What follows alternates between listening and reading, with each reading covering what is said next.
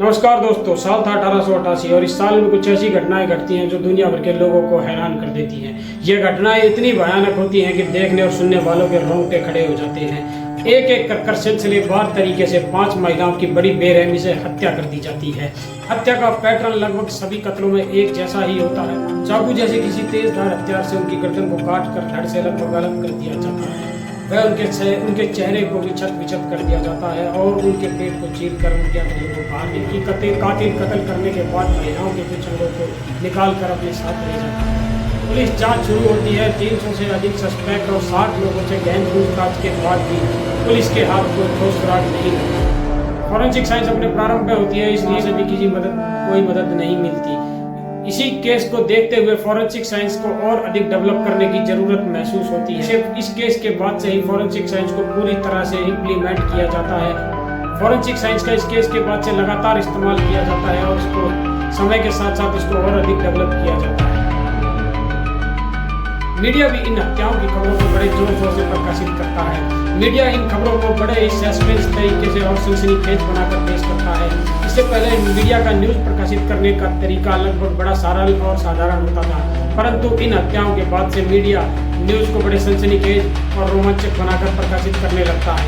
यही वो समय था जब पूरी दुनिया में न्यूज़ों को सनसनीखेज बनाने का सिलसिला शुरू होता है। परंतु कातिल की मानसिक स्थिति को समझने के लिए और कत्ल से संबंधित जांच और सबूतों को जुटाने के लिए, घटना को किस तरह अंजाम दिया गया होगा, यह सब आकलन करने के लिए दुनिया में पहली बार क्राइम सीन की फोटोग्राफी होती है। यही वो समय था जब क्राइम सीन पर फोटोग्राफी की शुरुआत होती है।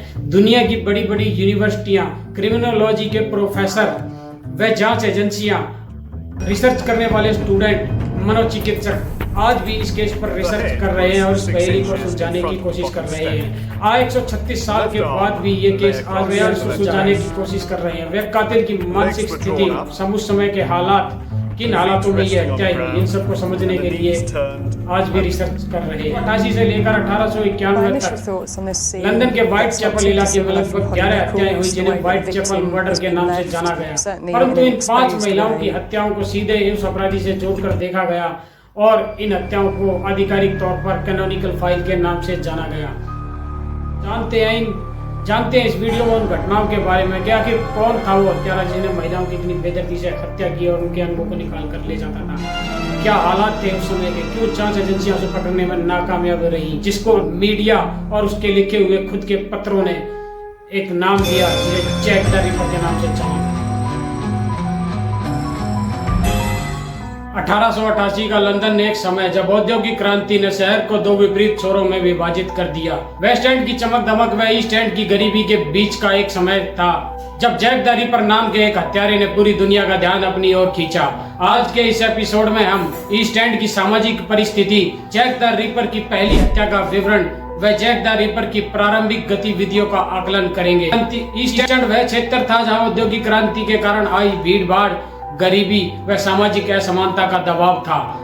खासकर व्हाइट चैपल इलाका जो उस समय अपराध और असामाजिक गतिविधियों का गढ़ माना जाता था। इस समय लंदन में भीड़ भाड़, गंदगी और गरीबी का बोलबाला था। समाज के निचले स्तर के लोग आमतौर पर छोटे व भीड़ भाड़ वाले मकानों में रहते थे, जिनका रखरखाव बेहद ही खराब था। अपनी दैनिक जरूरतों को पूरा करने के लिए वो हर संभव प्रयास कर रहे थे, जिनमें अपराध भी शामिल था। 31 अगस्त 1888 जब हर गली में सन्नाटा पसरा हुआ था, एक चौंका देने वाली चीख ने बक्सरों की तंग गलियों को कपा दिया।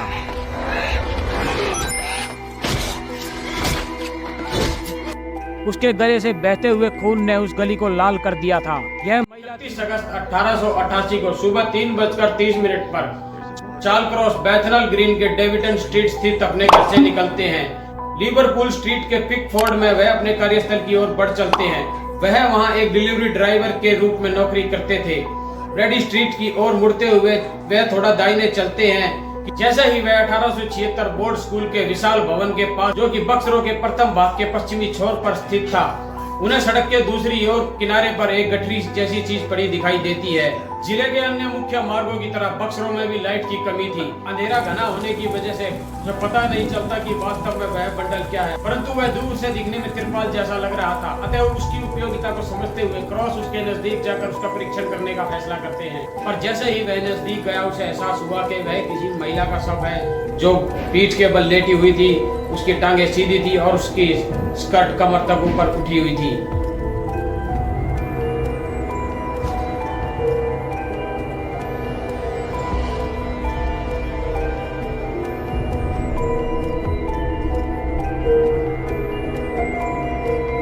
या तो नशे में थी या फिर मर चुकी थी। क्रॉस वहीं खड़ा था। अभी क्रॉस वहां खड़ा पता था कि उसे आगे क्या करना है कि अचानक से तभी उसे उसी दिशा से कदमों की आहट सुनाई देती है जिस दिशा से वो खुद आया था। पीछे मुड़कर देखता है तो एक और गाड़ी बंद रोबोट पॉल उसकी ओर आ रहा था। वह उसको बुलाते हुए वह उसको इशारा करते हुए कहता है कि आओ इधर देखो। फुटपाथ पर एक महिला लेटी हुई है। क्रॉस ने हाथ बढ़ाकर उसके चेहरे को छुआ जो गर्म था, परंतु उसके हाथ ठंडे व स्थिर हो चुके थे, जिससे उसे एहसास हुआ कि वह मर चुकी है। पॉल ने उसे सुझाव दिया कि वह उसको उठाकर सीधा कर दे, परंतु क्रॉस ने हाथ लगाने से इनकार कर दिया क्योंकि उन्हें काम के लिए देरी हो रही थी। इसलिए बड़ी लापरवाही के साथ दोनों ने यह फैसला किया कि वह जितना कर सकते थे वह कर चुके हैं। दोनों अपने काम के लिए निकलने का फैसला करते हैं, परंतु साथ में यह निर्णय लेते हैं कि जिसको जो भी पहला पुलिस अधिकारी मिलेगा वह उसे इस घटना के बारे में सूचित कर देगा।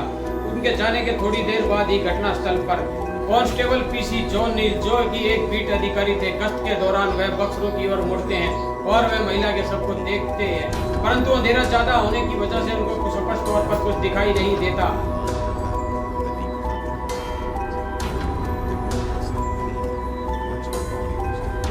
गश्त के दौरान ड्यूटी कर रहे थे पीसी जॉन नील की नजर उन पर पड़ती है और वह लालटेन जलाकर उन्हें उधर आने का इशारा करते हैं कि यहाँ पर एक महिला का शव पड़ा है और तुम जल्दी से जाकर डॉक्टर लेवलिन को ले आओ। वह डॉक्टर लेवलिन को लेने चले जाते हैं कि पीसी मिसेज भी वहाँ पर पहुँच जाते हैं जो पॉल या क्रॉस द्वारा सूचित किए गए थे। घटनास्थल पर आने के बाद डॉक्टर लेवलिन ठीक 4 बजे घटनास्थल पर पहुँचते हैं और सरसरी जाँच कर महिला के गले के जख्मों की गंभीरता को देखते हुए उसे मृत घोषित कर देते हैं। यह महिला थी मैरी एन निकोलस, जिसे लोग प्यार से पॉली बुलाते थे।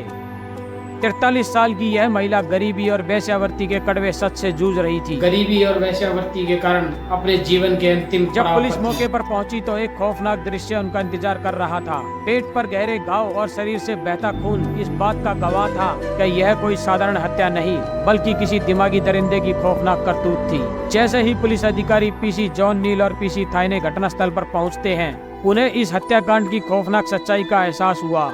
उन्होंने घटनास्थल को सुरक्षित किया, लेकिन जो उन्होंने देखा वह उनकी रातों की नींद उड़ाने के लिए काफी था। मैरी का शरीर ठंडा हो चुका था, जिससे यह अनुमान लगाया गया कि हत्या आधे घंटे पहले की गई थी। पुलिस के सामने अब सबसे बड़ा सवाल था, किसने किया यह खौफनाक कत्ल। हालांकि अभी तक पुलिस के पास कोई ठोस सुराग या संदिग्ध नहीं था। हर गली और चौराहे पर डर का माहौल था। लोग अपने घरों से निकलने में भी डर रहे थे, क्योंकि हर किसी को लग रहा था कि जैक द रिपर का अगला शिकार वही हो सकता है। इस पहली हत्या के बाद लंदन के अखबारों ने इसे सनसनीखेज बना दिया। द व्हाइट चैपल मर्डर की खबर ने पूरे शहर को हिलाकर रख दिया। हर कोई इस हत्यारे के बारे में बात करने लगा, जिसे लोग अब जैक द रिपर कहने लगे।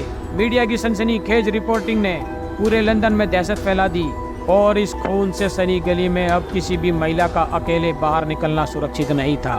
लंदन के इस अंधेरे कोने में पहली खौफनाक हत्या ने हर किसी के दिलों में खौफ बैठा दिया। यह महज एक शुरुआत थी, क्योंकि जैक द रिपर का असली आतंक अभी बाकी था। अगले एपिसोड में हम दूसरी हत्या की कहानी बताएंगे, जिसने जैक द रिपर के पैटर्न को और भी खतरनाक और भयानक बना दिया।